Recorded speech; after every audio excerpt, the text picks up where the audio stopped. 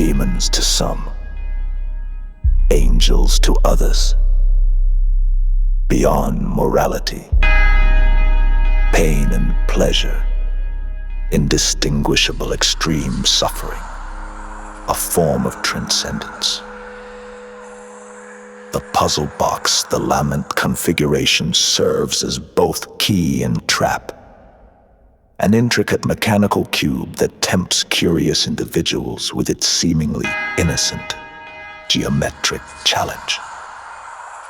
But once solved, opens a gateway that summons the Cenobites to claim the solver's soul for an eternity of exquisite torture in the hellish dimension, where the boundaries between agony and ecstasy are forever blurred.